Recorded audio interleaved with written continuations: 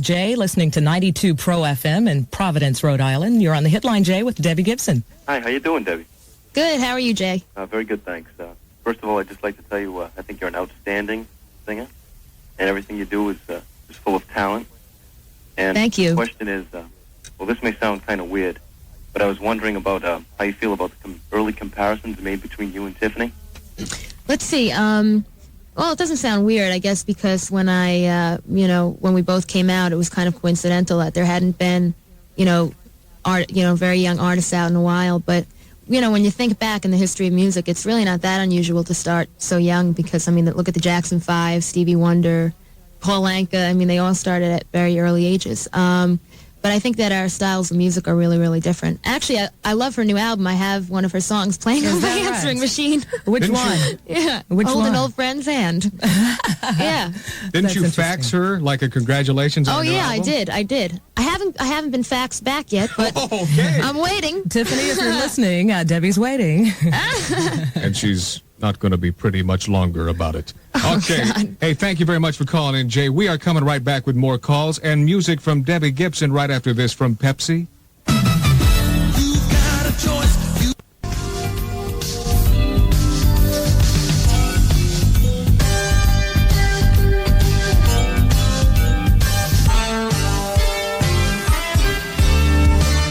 The Hitline is back. Thanks so much for joining us tonight. I'm Brenda Ross, along with Magic Matthew Allen from Z100 in New York City, who's sitting in tonight for Shadow P. Stevens. Debbie Gibson is also here live, taking your calls off the Hitline hotline, 1-800-53-PEPSI, the number to keep in mind. Coming up, we're going to roll the title tune off Debbie's debut album, but right now we're going to head back to the lines and talk with Albert, who's calling in from New York tonight, where the Hitline is cranking on number one Z100. Go ahead with your question, Albert, for Debbie Gibson. Hi, Debbie. Yeah, hi, Albert. Hi, I would like to know what's the best thing and the worst thing about being famous. Let's see. Well, one of the best things is, being able to be a positive influence on other kids. And, I love performing live so much, and I've always done theater. So being able to get out there and perform my own songs is great. And probably the worst is when you travel, you start to miss home-cooked meals because my mom's a great cook. Thank you very much, Albert. We appreciate the call. Here's Jessica from Ticonderoga, New York, listening to X104, and you are certainly on the air with Debbie Gibson. Hi, Debbie. Hi, Jessica. The question is, when you write the song, you write the music or the words first? Actually, I write them both together. I'll kind of get an idea and kind of just sing the whole song in my head and write it out. In fact, maybe I should write a song called Ticonderoga. That is such a unique name for a place. No kidding. Yeah, I write them both together. How was it for you with this album? You had your debut album. It was a super success. Did you find trouble finding material, or did you struggle with where to go, what direction to go in this album? Actually, this album was like much easier to do than the first album because we had more time to do it, and I have enough material for like 30 more albums. I've got like 300 songs at least at home. Wow. So the material wasn't a problem. And, I just feel like all the songs are stronger. And I'm writing more from personal experience now. Because on the first album, I wrote the songs when I was like 13, 14, 15, 16. And you grow up a lot, between 13 and 18. So, All right, Jessica. Hey, Jessica, thank you for the call. Keep your eye on the mailbox because you'll be getting one of your very own autographed copy of Debbie Gibson's soon-to-be-released Electric Youth. Have you autographed that yet for her? In just a second, you'll do that. Just a few minutes, yes. Okay, thanks to Atlantic Records, plus the very cool Happening Zeppelin sweater and both the Moonwalker autobiography and that hot new feature-length video from Michael Jackson. All that just for making one little call tonight. Way back in '86, I think everybody remembers, when Debbie released her first album, which went on to sell over 6 million copies. How did you do it? How did I do it? Very carefully? I kind of just played it by ear. Winged it. Here's the title track as we wing it again. Debbie Gibson's Out of the Blue on Hitline USA. Every single Sunday night, the Hitline delivers music's hottest stars to you. Next week, Mike and the Mechanics will be here live from London. But tonight, at the other end of our toll-free Hitline hotline, 1-800-53-PEPSI, waiting for your call, it's Debbie Gibson. I'm Brenda Ross. And I'm Matthew Allen. Tonight, we're celebrating the upcoming release of my little prom queen, Debbie Gibson's second album. And might I interrupt? You look great on MTV, but I wish you'd put your shoes back on. Thank you. Don't they smell pretty? Oh, yes. Her new album is called Electric Youth, and so much has happened to this lovely little woman over the past year. Does it all seem like one big frightening blur of hoopla? Not exactly. Well, then how, in your own Words words, in my mouth? how would you Debbie. describe it? Basically, it's been very exciting. I've been very busy, but I've always been performing in one way or another, so it's not like it's a total change from what I've always done. Well, what about all the money you made? What do you do with that? Well, I got my mama for a coat for Christmas, for one, and I just bought a car. But I don't have my driver's license yet. You 'cause I haven't don't? had time. No, I haven't had time to take that 5-hour course, get the blue card. Hey, So I have this permit. I can't drive after dark and a whole bit. the obvious question, of course, what kind of car? A 57 Ford Fairlane hardtop convertible, mint green and white. Oh, what a 50s rocker. Look out for that car, everybody. Yeah. All right. We've hogged this conversation long enough. Time to go back to the Hitline. Next up is Andy in Norfolk, Virginia. He's checking us out tonight on 97 Star. Go ahead with your question for Debbie Gibson. Hi, Debbie. Hi, how are you? Okay. I was wondering, when are you going on your next U.S. tour, and how big will it be? Well, I hope that it'll be big, because I have a lot of plans in mind already for set and lighting. But that'll probably be at the end of the summer or early fall. I toured over the summer during this past year. It's kind of hard touring in the summer because you play a lot of the outdoor venues, and it ends up being like 90 degrees in Houston and stuff like that. But, so probably the end of the summer, beginning of fall. How did your parents hold up during that tour? Well, my mom wasn't that crazy about the tour bus, but that was like I loved the bus. I loved the bus, and two of my sisters came and helped with wardrobe, so it was a lot of fun. Yeah, that's great to get your family around you to get to travel. If a you little bit. ever need someone to do wardrobe, I'm available. All right. I don't know, not with the socks you're wearing. I don't know about that. Hey, thank you, Andy. Thank you so much for your phone call. Here's Arthur in Miami, listening to Y100. Arthur, you're on with Debbie Gibson. Hi, guys. Hi, Debbie. How you doing? Good. How are you? I'm fine. First of all, I'd like to let you know that I'm an aspiring songwriter. Mm-hmm. And the question I'd like to ask you is, your parents, I'm sure they were very supportive of you with your career. Do you still live at home with them? Yes, I do. They were very, very supportive of myself and my sisters, and whatever we wanted to do, they encouraged whatever it was. If I said, Mom, I want to take gymnastics lessons, she'd say, okay, well, we'll see how long this lasts. But I think you have to give children the opportunity, to see how serious they are about things. And obviously I was very serious about piano and singing. So Yes, you were. It paid off, too. that helped a lot. Yes, it did. Let's take another call. Next up is Laura, listening to Power 99 in Salt Lake City, Utah. Go ahead, Laura, with your question for Debbie Gibson. Hi, Debbie. Hi. Oh, you seem like such a normal kind of person. Who's the coolest star you've ever met since you become famous? Wait, what was that? Who is the coolest person you've met since you've been famous? You seem like an average, everyday young woman.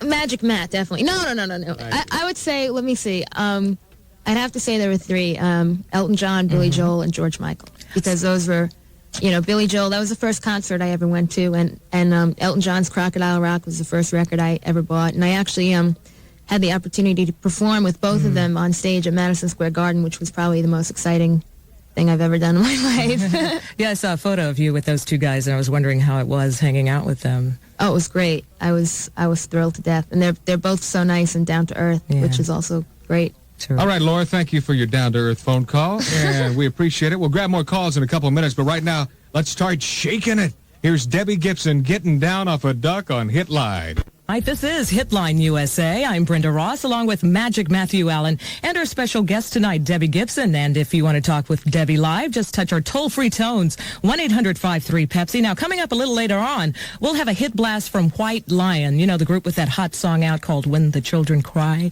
We'll check it out, and they'll check in with us.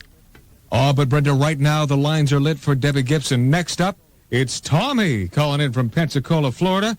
He has Q100 cranked up, and Tommy, you're on the air with Debbie Gibson. Hi, Debbie. I just want to say I think you're fantastic, and I can't wait to wear out your new album. Thank you. And if you don't like it, it makes a good frisbee. No, just kidding. My question is, have you ever thought about acting in television or movies? Well, actually, I really started out in theater and TV commercials and stuff like that. So I've done that before, and I would like to get back into acting. And I'm also working on writing my own screenplay. Really? So you want to tell us what that's about? Well, I don't want to say the plot because there had to be some reason why like 5 switcheroo movies came out with fathers and sons switching bodies. So I figured I'll keep my plot to myself for now. But all I can say it's kind of like a different twist in the plot. Okay, we'll think on that. Yeah, right. Don't steal that idea now. Let's take another call. Different twist. Next up is Dale, listening to 94.3 KDUC in Barstow, California. You're on the Hitline with Debbie Gibson. Yo, Debbie. Hey, how are you? Hey, all right. Hey. You sound like you got your radio cranked up. What's that? I said, you sound like you got your radio cranked up. Ooh, I'll back You up. sound like you're having a good time. Oh, yeah. Hey, I'm one of your biggest fans. Thank you. I've seen you in Los Angeles back in August, and I want to say my compliments to your band. They were hot. All right. Great. And I was going to ask you, I understand you had some more production, done on this album. And I was wondering if you had any formal behind-the-boards training, or did you just kind of pick it up as you went along?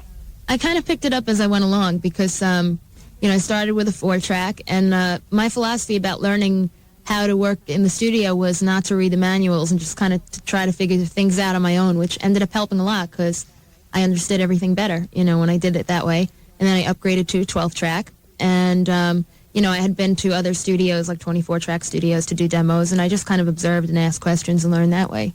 I think the hands-on experience is the best way to learn.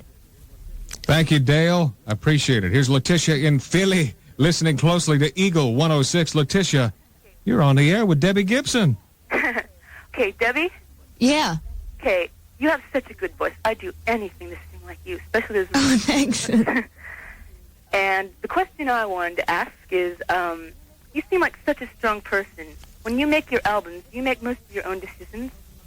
Let's see. Well, I like to keep an open mind about what other people have to offer the album. For example, when I work with Fred as a producer, he comes up with a lot of great ideas. I mean, ultimately, though, I've got to be happy with how the records turn out, because it's my music. So, yeah, I do. I think I'm a pretty easy person to work with, but I am definite about my opinions. All right. Thanks for the call, Letitia. The very first single off Debbie Gibson's very first album hit the top 5 back in August of '87. Only in My Dreams is on Hitline USA. Michael Jackson's Moonwalker autobiography and a copy of his incredible new Moonwalker feature-length video featuring some wild stuff in claymation. Michael singing The Beatles Come Together and an incredible live version of Man in the Mirror. And to top it all off, we're throwing in a very hip happening sweater from the top name in hip sportswear, Zeppelin. I want some of that. Yeah, me too. Well, we all get it. It's part of the deal, up. Brenda. Okay. Read your contract. Okay. Next up, to cop that hit pack is David, who dialed us up from Amarillo, Texas, where the Hitline is heard on KISS FM. David, go ahead. Yes. Hi, Debbie. Hi, David. I'd like to say I love you to death. You're my biggest fan. I have all your video and all your posters all in my room. And Oh, thanks. What I'd like to ask you is, what albums and singers do you like to listen to the most when you have free time and all? Well, let's see. I like a wide variety of music. Probably one of my favorite singles right now is Paradise City by Guns N' Roses. I love the new Bobby Brown album and George Michael, Billy Joel, Elton John, Def Leppard. Like I said, I like a lot of variety. I listen to a lot of old 50s songs, too. I'll have to borrow some of your CDs, Debbie. All right, thanks for the call, David. Next in line is Scott, listening to the all-new X100 in San Francisco. Go ahead, Scott, with your question for Debbie. Hello, Debbie. Hi, how are you? Just fine. I'd like to know, how long did it take to write and record your new album? Let's see. Well, it's hard. Let me see. The recording probably took about 4 to 5 months. I started it before I went on tour and completed it when I got back. So I've been going kind of like nonstop for the past year. And when I write songs, I write them in about 10 to 15 minutes. They just kind of pop in my head. So, yeah, so we have to get out a pad and pen. pencil here and add that. Debbie, it really takes you that long, though? 15 minutes? We got you. We have 15 minutes. Right, could you write us a song? Hey, thank you very much, Scott. Here comes Tony in Charleston, South Carolina, listening to 95 SF. You're on with Debbie Gibson, Tony. Hello. Hello, Debbie. Hi, how are you? Pretty good. I was wondering, do you ever feel pressured about being a role model? Let's see. It's a little bit weird because, I mean, I still have my own role models, you know, and but I don't really feel pressured just because, you know, what I am in the public is what I am. So, you know, I don't really have to worry. And I think, you know, I think the message I could kind of give to young people is that you don't have to go crazy to be, you know, to be successful. You don't have to dye your hair purple and, you know, wear spikes or whatever. But it's fun, Debbie. Yeah, Brenda, if you dyed your hair purple recently? If I did, my boss would say, Brenda, are you okay?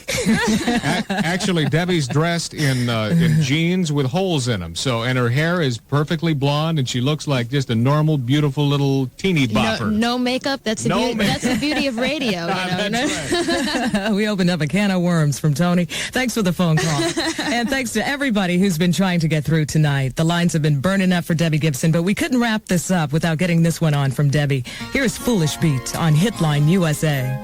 Hitline USA, wrapping up our time with Debbie Gibson, and we leave begrudgingly because it's been such an incredible time. Foolish Beat off her first album, and Debbie, thank you a million, in fact 2 million, for giving up your Sunday night to join us. We know it's late, and we certainly do appreciate it a lot. Well, thank you for everyone calling in. I just want my Moonwalker video, and I still wish you'd put your shoes on, but, you know. Well, see, I took my shoes off. You can't have everything, Debbie, you know. My dad says hi, too, Debbie. Yeah, right. Be quiet, Matt. All I right. just want to wish Debbie lots of luck on her new single, Lost in Your Eyes. Great tune. And the upcoming album, Electric Youth. Once again, when is the release date on that? Let me see. Well, January 23rd, although somebody said January 19th. I believe it's January. Between the 19th and the 23rd. Oh, you know, by the 23rd, it'll definitely be. Right. So. We'll play it safe here. Thanks so much for stopping by. Okay, thank you. Coming up, this week's Hit Blast with White Lion, so stay with us.